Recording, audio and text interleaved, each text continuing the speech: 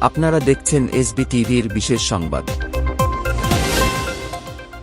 ৭২ জন আরোহী নিয়ে আজারবাইজানের উড়োজাহাজ কাজাখস্তানে বিধ্বস্ত, ২৫ জন জীবিত উদ্ধার, বহু হতাহতের শঙ্কা।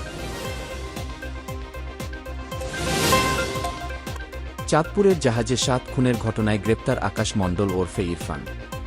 ক্ষোভ থেকে জাহাজের মাস্টারকে ধরা পড়ার ভয়ে আরও ৬ জনকে হত্যা করে। এবার চলছে প্রশাসন ক্যাডারের অবসরপ্রাপ্ত এবং কর্মরত কর্মকর্তাদের যৌথ প্রতিবাদ সভা।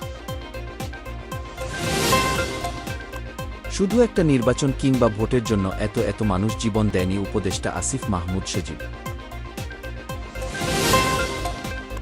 আফগানিস্তানের সীমান্তবর্তী একটি প্রদেশে বিমান হামলা চালিয়েছে পাকিস্তান, এতে ৪৬ জন নিহত হয়েছেন। ডোনাল্ড ট্রাম্প ফের গ্রিনল্যান্ড কেনার আগ্রহ প্রকাশ করার পর ডেনমার্ক সরকার তাদের আর্কটিক ভূখণ্ডটির প্রতিরক্ষা বাজেট বৃদ্ধি করে।